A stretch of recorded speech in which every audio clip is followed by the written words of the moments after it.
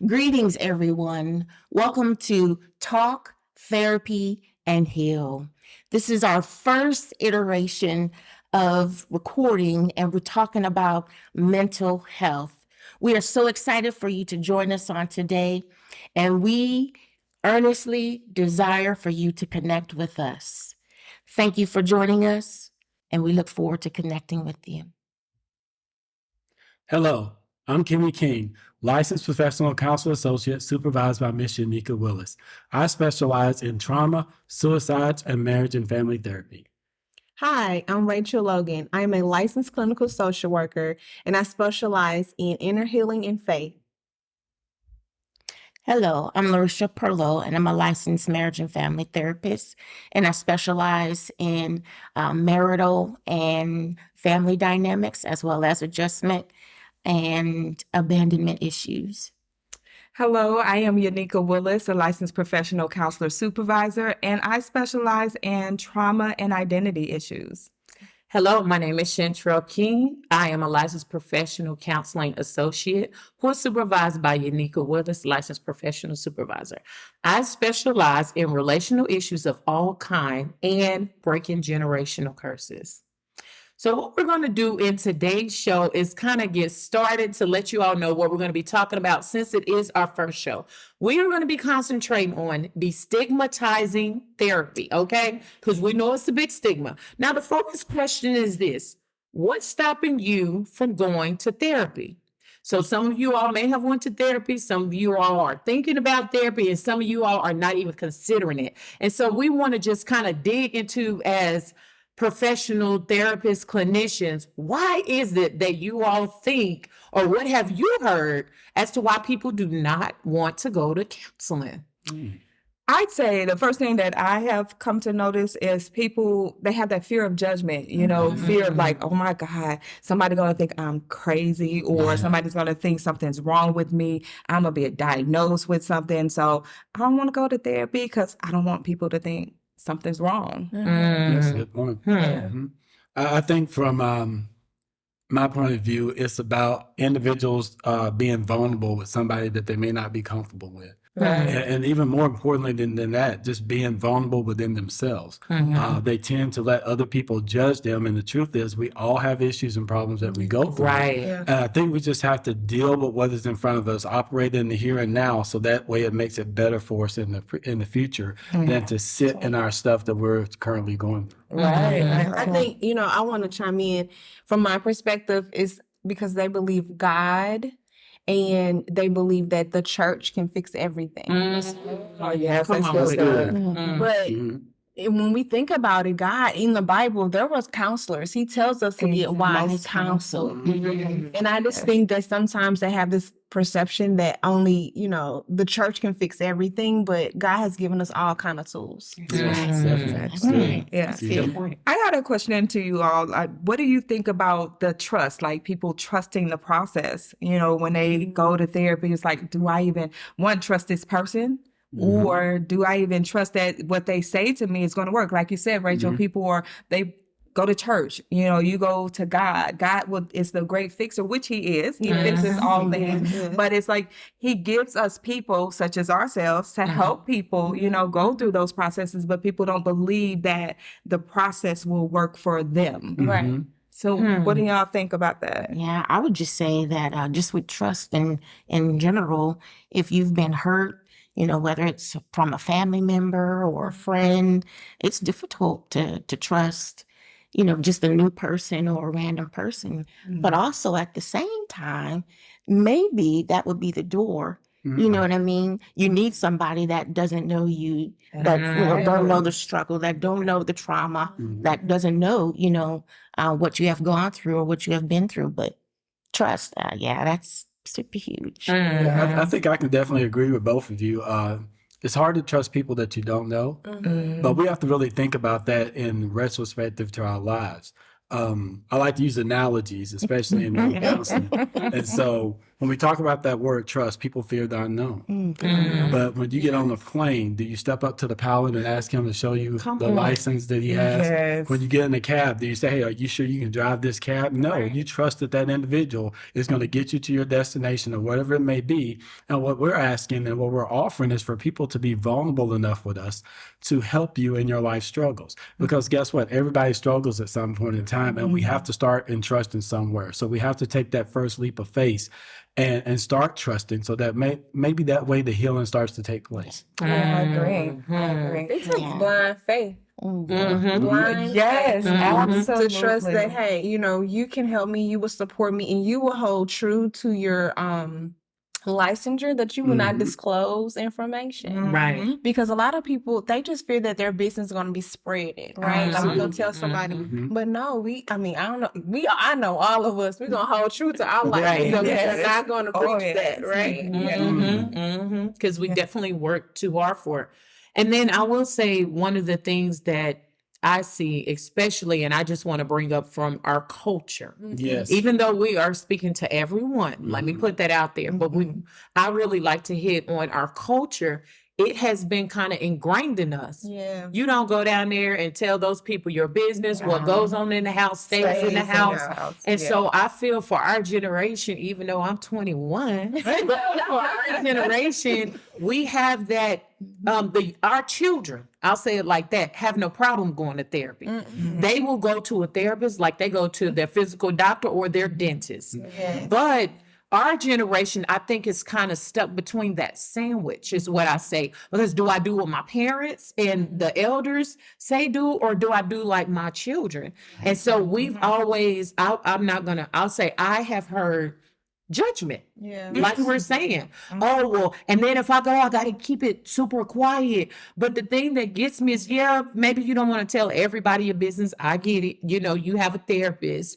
But what I've seen is, and even heard individuals share with me that I've seen, is that, hey, I had the conversation with my friend. And I was telling my friend that this and this and this in therapy. And then my friend got happy, and then they done went and told someone. So why not work hard to try to break some of those things off to live a healthier life? I agree. What do y'all think about how people are now going to social media? Girl, that was my thought. A lot of my clients, I saw this meme, or I saw this saying, or this person was on Instagram or TikTok, and I'm like, so you have a TikTok therapist now? Like, you have an Instagram therapist, and TT.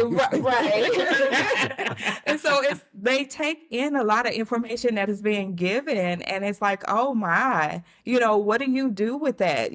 How do we as therapists who sit behind the desk or behind the screen help those clients who do have such like, there's so much information out there, right? Like there's so many different avenues in which they can receive excuse me, information. How do we really handle that? I would say my thought in regards to that is, my hope would be that the therapist on the other side of the camera or on TikTok or what have you, would place a disclaimer, you know what I mean, out there and say, hey, I am a licensed professional. However, if you want professional counseling, seek those in your area that can provide you with that particular support. Now, there's nothing wrong with, capturing a quote and I would say walking in it, if I could say that. But if it's going to cause risk and cause harm to the people, maybe the people on the other side of the camera need to, put out a disclaimer. That's a good point. I'm just saying. So how does that then relate, like what you were saying, Shan, to like the history of what happens in this house stays in this house? You don't go spread that, but then we silently, or behind closed doors, take in that information that we are receiving from people. Like, how would we even encourage our generation or older, to go out and seek therapy? That is good, it's okay, that somebody is out there who can truly walk you through that process. That is a good question. It's good. I think one of the first things that individuals have to understand is that they can fix themselves if it already be fixed. Oh, And it's no knock on that individual, because some people do the best that they can do with what they have. But if you keep reliving the same thing over again and anything is not going anywhere, what good is that doing you? So you have to open up your door in order to let somebody in. right. I'm sitting at the table with 4 ladies, so y'all work with me. When people order Amazon packages, expect that package to show up. And yes, they may leave it at your front door, but because you're expecting something, you have to open up the door to get the package that you ordered. So in order for you to be able to get a healing in this area that we call behavioral health, you've got to be able to open up that door to individuals to let them in so that you can expect the healing and get that healing that you really want. Right. Oh my God. Right. Okay. I'm gonna make that a meme. Open the door. Open the door. That's a good one. That is a good one, Rachel. I like that. Thank you, Kenya. Yeah. Right. And that's the thing. So I think about, so let's say the fear. When an individual say, I do not want to be labeled or I do not want to be diagnosed, it's like, as therapists, how do you all deal with that when someone comes to you and they like, well, I want to go, you're in a consultation or maybe you see them for that first appointment, scheduled appointment. It's like, well, I want to come and I was thinking about it, I've been wrestling with this, but I'm fear of being, because we know a lot of people they really hone in on whatever the diagnosis is. Come on, because I heard someone. Go ahead. Okay, so I look at this 2 ways, right? So when people come, I assess. It depends on the person, right? Because I assess, because we need to know for billing situations what their diagnosis is. And I think that's important for insurance companies because they want to know, what are we treating, right? Exactly. But for the client, I really, if the client they need clarification, right? They need to understand, like, sometimes they just want to know, what is it, right? And so if we can give a name to it, then that can help them learn how to support themselves and know what they can do to fix that issue, right? It's just like if you get a cut or a bruise, we want to diagnose, is this an infection? Is this a wound, right? So we'll know what kind of ointment, what kind of antibiotics that we need to treat it with. But the other thing is, I don't want my clients to focus on the label. Right. Exactly. I want them to That's focus good. on the process or the treatment plan, right? What are we going to do to heal? Because there are stages to healing. Come on. And I want them to focus on that process instead of that label, because that's not your identity. Absolutely. It is just a process that we have to go through so you can be healed. That's good. That's good. I love that you said that that's not their identity, because that's part of that thing of helping clients understand that, one, it's a judgment-free zone. Right. I don't tend to give labels. I don't like diagnosis. And I tell my clients that when they first come, like, I am not here to tell you that this is specifically wrong with you, because I think when people get that, it's like, oh, I am bipolar. Right. Oh, I'm schizophrenic. No. Absolutely. You're not that thing, No. right? Right. You are not that. And so I tell people now, like you said, for insurance purposes, yes, we have to give a diagnosis. Right. But I rarely, like, I send my clients a treatment plan, but I rarely put a diagnosis on there. It's an adjustment disorder. Yes, that's it. It's an adjustment disorder. Right. You're having a hard time adjusting to whatever circumstances that has been presented to you. So I don't give them that opportunity or give them the option really to focus in on a diagnosis. So then it helps me to really be able to treat the person, right? To be able to help them. And it also, I think, helps them to really be able to explore, their identity and heal from trauma. Because if I come in and I have all these traumatic experiences or everything, and then I say, the therapist tells them, you might be bipolar, or I'm diagnosing you with bipolar disorder. And they start to focus in on that. Yes. Well, what is bipolar disorder? What do I do with that? So how does that look? What am I supposed to do as I'm going out in the world? And so anytime anything happens, because we have to give psychoeducation, right? So we have to tell them what bipolar disorder is. So if I'm telling them and they see, oh yeah, that's me. Yes. That's me. And so when they get out there in the world and they're living and interacting with people, So they start to say, oh, that's just my bipolar. I'm like, what? No. Yeah. So I tend to stray really like far away from those types of diagnoses because I want you to really focus in on you, your identity, who you are, and really heal from within from that trauma. Yeah. That's good. I think a way to really sum it up is that you are not your diagnosis. I was just Yes. about to You're say not your that. I say that diagnosis. all the time. Because I truly believe in my short career as a counselor so far, I've seen a lot of individuals get a diagnosis. They start to identify with that, and then that brings on the onset of something else. So they're worried about being bipolar, and every time they go out and do something, now they have that anxiety that starts to pop up there. Then that depression comes, and God forbid if it gets to suicide, that's a totally different thing. And so, in my opinion, using that cognitive behavioral therapy to try to reframe those words and let individuals know, well, I've looked at your case, I've looked at a lot of different things, went through the DSM, and this is what I believe is going on. But let's understand something. This is not who you are as a human being. Right. This is something that you have. And what we're trying to do right now is work through that and help you deal with this so that you can have a better quality of life. The problem is the problem. Exactly. Yes. The problem is the problem. That is That's good. it. That's it. And I mean, of course, so with me, as you all will learn, having a medical background, think about it like this. When you have an infection in your body, or you have a stomach virus, or you know what I'm saying, you've eaten some bad food, or whatever the case may be, you don't walk around talking about I'm an infection. You know what I'm saying? You don't walk around talking about I'm a stomach virus. No. You may say I got the bottle guts. You know what I'm saying? Whatever the case may be.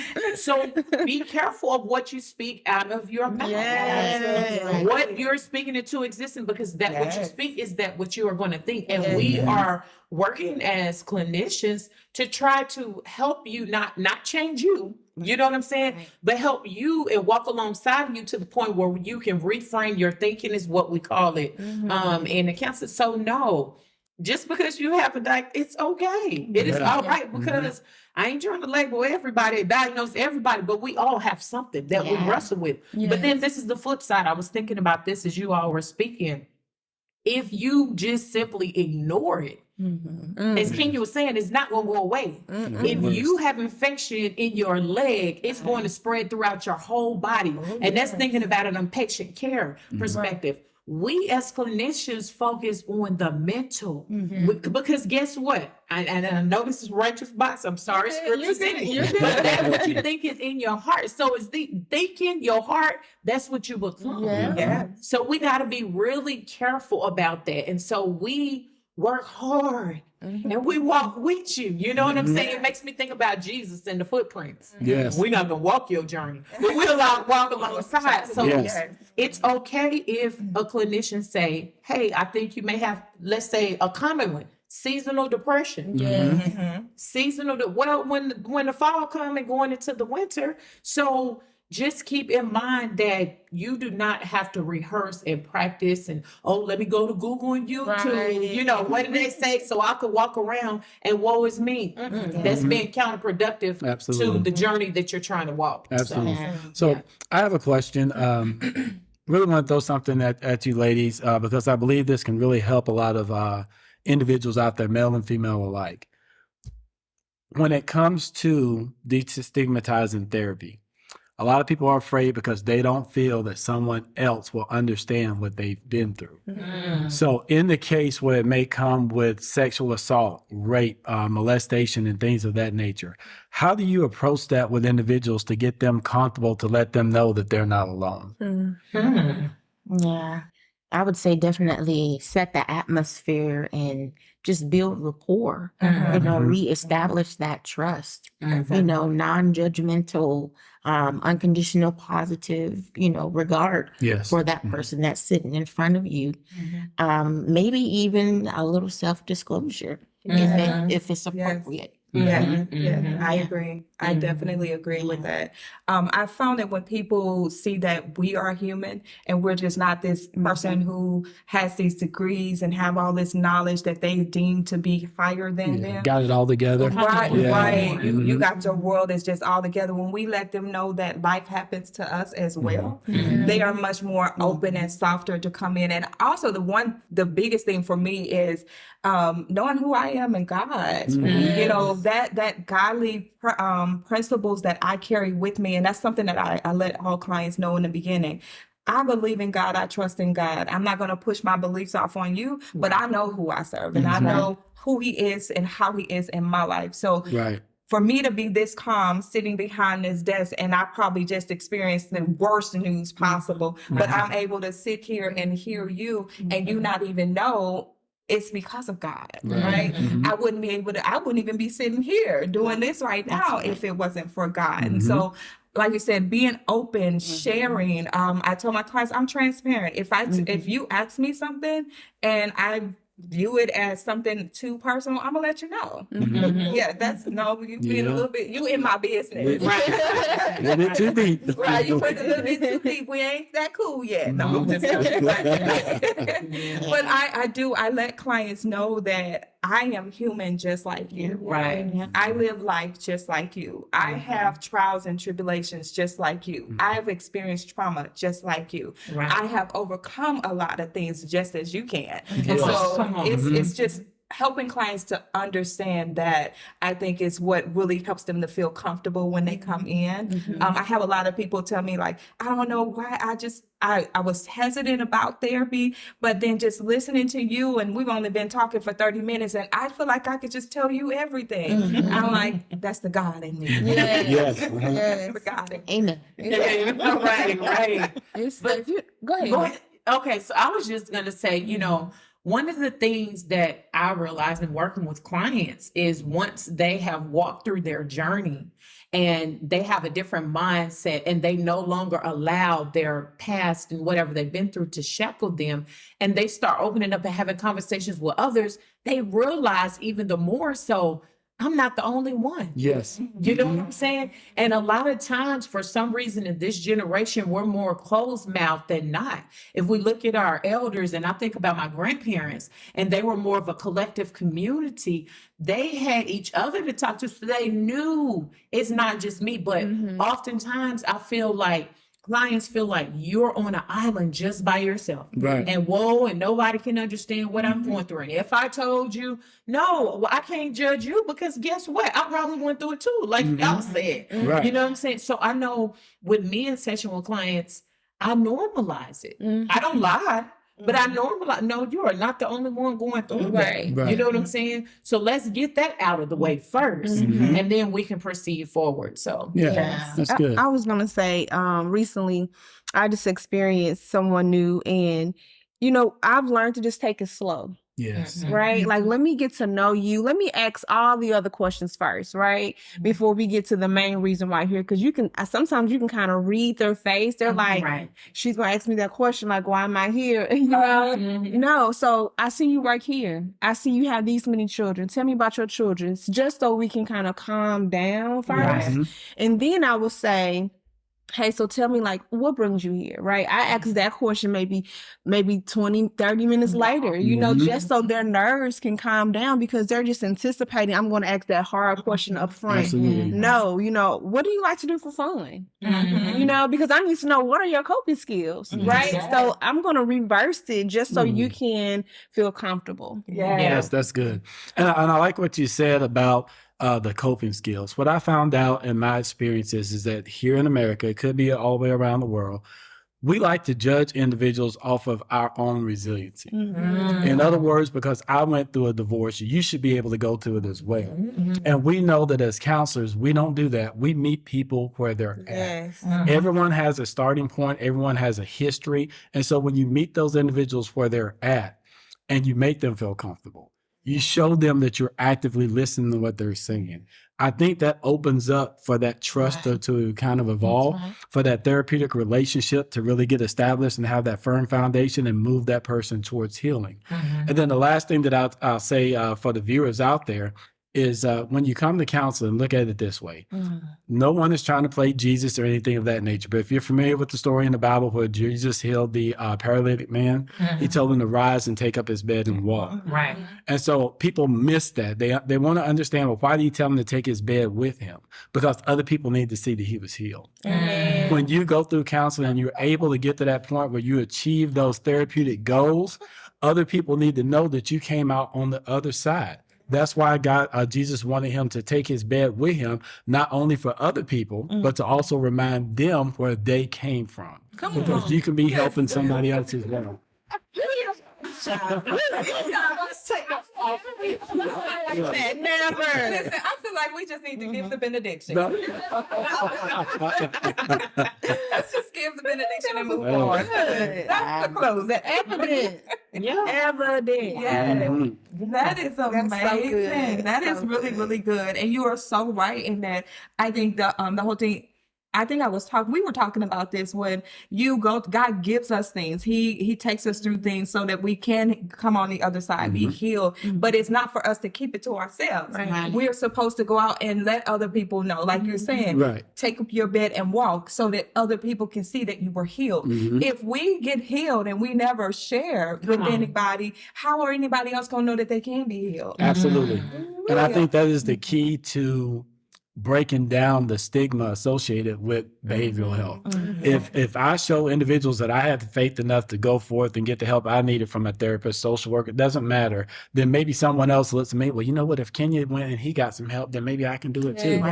You never know who is looking at you, and you are a walking advertisement. I always tell my clients, I have a counselor. I have Yes. a coach. Yes. I have a mentor. I have Mhm. sisters. You know, like I have people because no, I can't do this by myself. No. Exactly.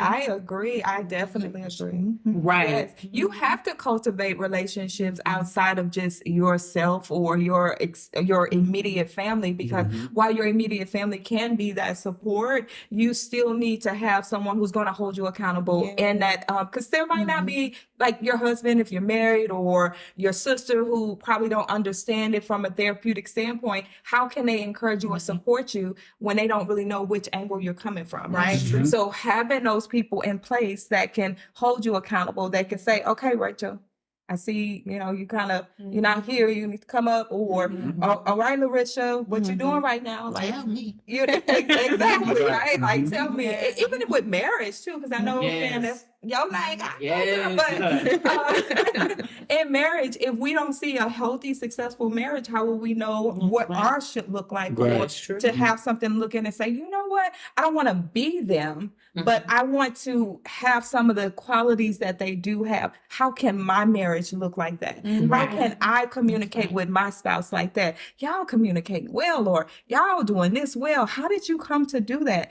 If you don't have the mouthpiece to want to speak it and tell people, folks gonna be out there like, well, they don't want to share. They don't want to tell me. But even in saying that, in our profession, or even just period, how often have you all seen other people be open and willing to give information? Like it's in some instances, in certain areas, and I don't know if it's like an area or location thing, you find that you have some people who are much more willing to give. Yes.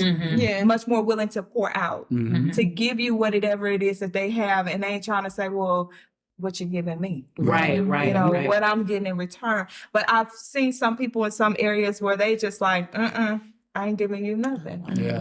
I ain't giving you nothing. Yeah, I succeeded in that. Yeah, I have a successful business. Yes, I have a successful marriage, but I ain't telling you how I got it. Right. Yeah. That reminds me of something that our late pastors used to say. He said, people nowadays are like a can. So they get a can, then they get all they can, then they sit on the can so nobody else can get what you have. That's what it is. And so people should have natural connections. And in natural connections, you have to give. And in giving, it's not given so that you get something in return, but everything starts to come back around, we know 100-fold. It's about sharing. When you're sharing with individuals, then people are able to take knowledge. They're able to take something that you've given them and maybe produce something even more with it, so where it goes full circle. And a lot of you have probably seen this before. if you've ever been to Vegas or maybe a big wedding or something, how they have the big champagne glasses that are stacked up and they take a bottle of champagne, they pour it in the top one, and pretty soon all the other ones are filled up. That's so everybody can drink. Now, we're not only drinking alcohol or anything of that nature. We're just saying that when you pour something into somebody else, once they get what they're receiving, they're full, it will continue to run down the line. And that's what we're hoping that we can do when it comes to destigmatizing therapy. Right. Yeah. One of the things is let people know what's going on. Let them know when you healed, when you went through and came out on the other side. But the other part that I think is really important is that we have to confront the issue as well. When we hear people talking that foolishness, well, if you go in there and lay on the couch, then guess what? They go tell you you're crazy. Well, number one, I ain't never seen a couch in a therapist's office, someone laying on it. No. What we have to do is let individuals know, that is a faulty way of thinking.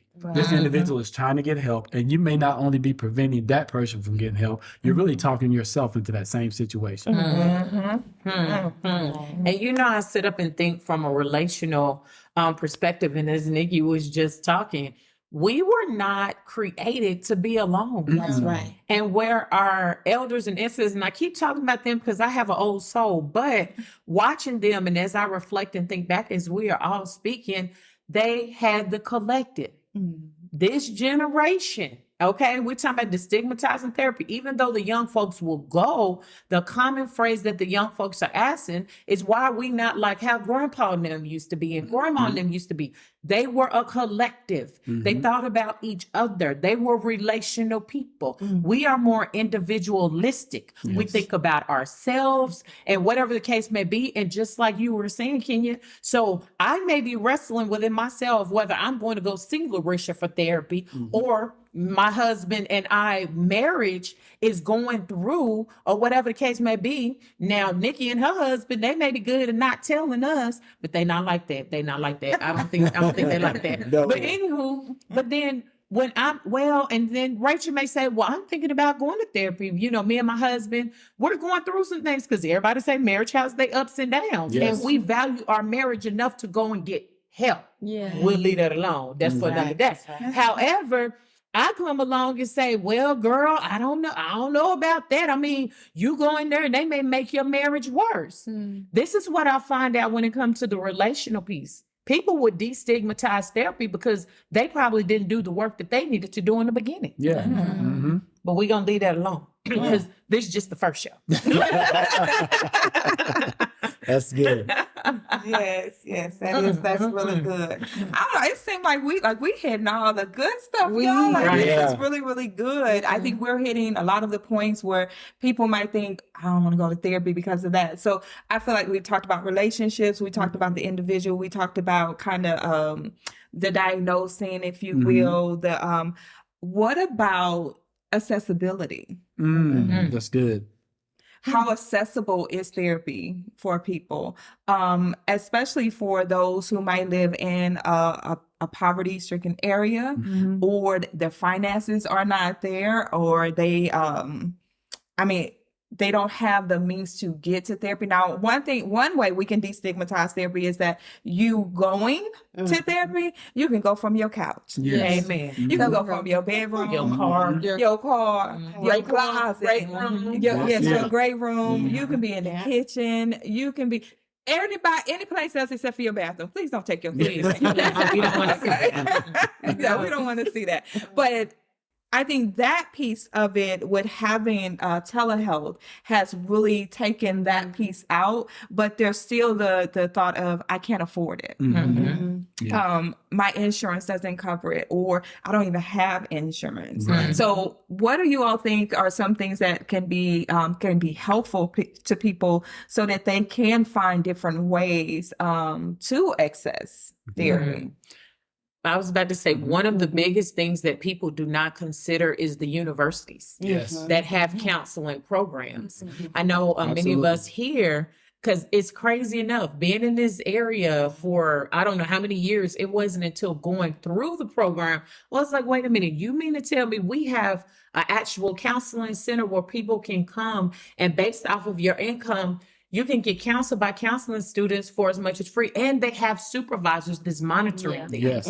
So even if it's your insurance or we're going through right now, the economy, the inflation, all the things that they're talking about in the news that's got people's anxiety on 1,000, reach out to the university. It's no different than when you go get a $5 haircut from the bar school. Yes. You know, so if you know a university near you has a counseling program, 9 times out of 10 they have a counseling center where you can go. And I know that our center, that the school that we went to, the university, people were paying as little bit as nothing, as much as $5, $20 per session. So, and you pay it right. But when you fill out the paperwork in the beginning, you just put what your income bracket is, and they'll let you know, okay, well, based off of your bracket, you know, you make under this much, so your sessions are free.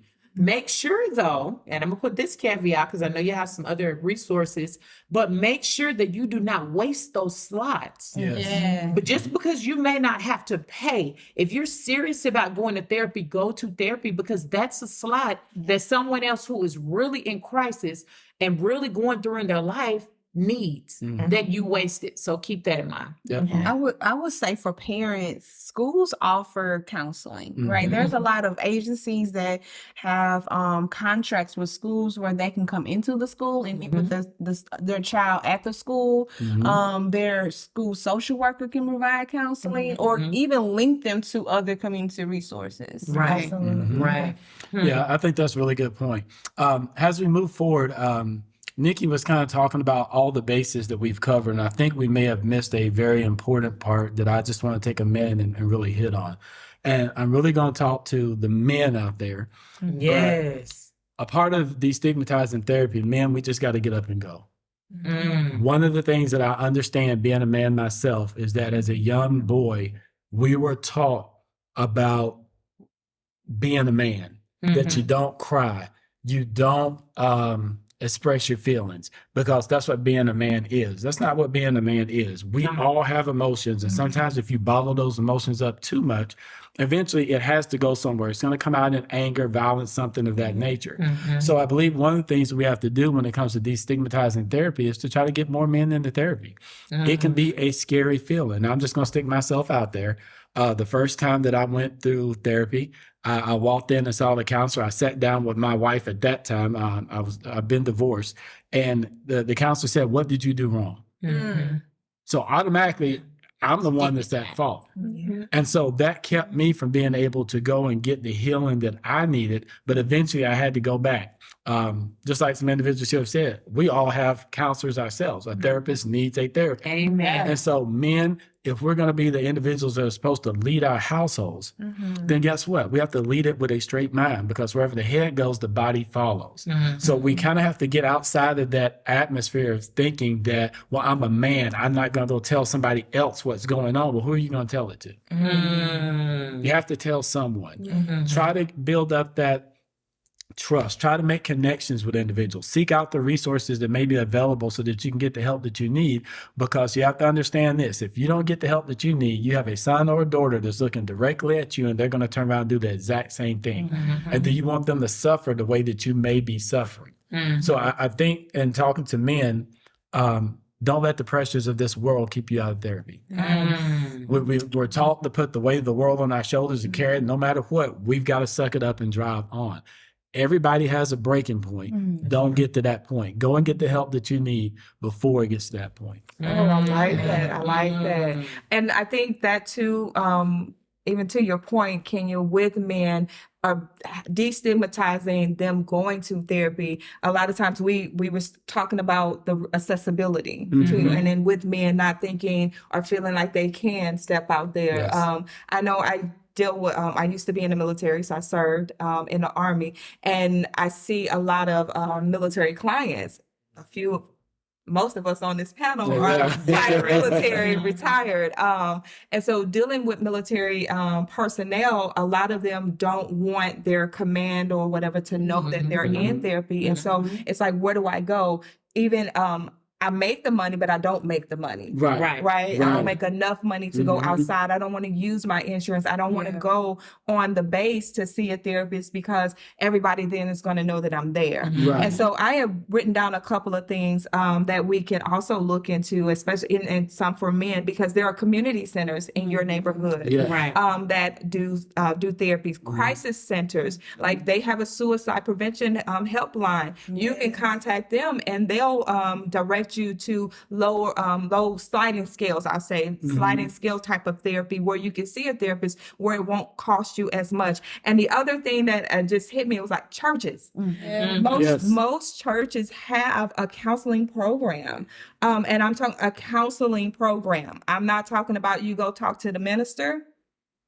Because not all ministers, and I'm just putting this out there, not all ministers are equipped with the skill and the knowledge to be able to counsel you through whatever it is that you're going through. Absolutely. They may be able to give you things from their experience, but from their experience doesn't mean that it's going to be beneficial or helpful for you having a successful life. So be careful when you go to churches seeking therapy. Make sure that the person can really truly help you in that area. Like I said, look for a church that has a counseling program. Yes. And when I say a counseling program, like these people are licensed. They are licensed therapists. They are licensed ministers who have the background of therapy. They have training. They have training. Yes. Definitely. Yes. You know, one thing that I want to throw out there, and I can't give out a lot of information, but talking to that fact about the military, I happen to know that there was one post. This one general actually put it out at his installation that everybody in the rank of 05, which is a full bird colonel, all the way down, it was mandatory for them to go see behavioral health once a month. And what he did, he says, we have to reduce that stigma associated with behavioral health and especially suicide on that one particular post. And so he was the first one that went. He said, if my soldiers see me with these stars going in there, then they may be more willing to go. And I just think that's a big message for everybody. I don't care if you're a manager, a supervisor, if you got one person, you're a lead, if you're a father or mother, if you make that first step, it makes it easier for someone else to kind of come behind you. Right. I think another resource that when you were speaking to the military, that a lot military, I'm gonna say we, excuse me, I'm gonna say we know that there are so many resources out there, but again, it's that stigma that is this going to get back to my chain of command? Is my chain of command going to find out? Is this going to prevent me from getting promoted? And so what tends to happen, and now this is not just military, this is everybody. When we don't have a release, when we don't have someone that we can speak to, what we'll end up doing is taking it out on those around us. Your children are wondering why you always angry, why you always closed off, why you always stuck to yourself. You'll take it out on the spouse, because the saying generally say, those who are hurting generally hurt the ones that love them the most, whether that be your spouse or your children, your family. You going off, you bitter. No, the reason why you are probably doing that is because you need an outlet. And you want an outlet without judgment. We understand that. So keep that in mind. We're relational people. The first thing that you do not want to do is close yourself off. Do not close yourself off, because one of the first things people tend to fall into is a depression state. And we know that all too well. So if we are speaking to you during our first show now, come on, because we got more coming. If we're speaking to you during our first show, get the help that you need. Reach out to those resources in your community. Yes. So is there any lasting things that we want to say, like to close this out, to kind of put the nail in the coffin, as they say? You're not your diagnosis. Remember that. Definitely. Come. Come. Yes. That's good. Okay. I would say for me, it's to research, read reviews, research, read reviews, schedule a consultation. I mean, you don't have to commit. Like, you can just set up and see if that person is a good fit for you. And that's something that we'll talk about in a later show. So we want y'all to come, like Rachel said, just come. So that's the thing. Like you were saying, Kenya analogies. Okay, just a little bit. When you find that card that you want, you do all the research, the Kelly Blue Book value, all those types of things like that. But do the same thing when it comes to your mental health. Ask people if they say that they want to counsel. Hey, if you don't mind me asking, who is your counselor? You know what I'm saying? If your children needs help, parents, and you're overwhelmed, school is about to start back up. Get those babies help, please. So we thank you all for joining us today on Talk Therapy and Heal. And we look forward to you all coming back and seeing what else we have to say, what all great things that we have to say to you all. So we want you to come on over to our YouTube channel, like and subscribe, comment and share. And we'll see y'all next time here on Talk Therapy and Heal. Bye.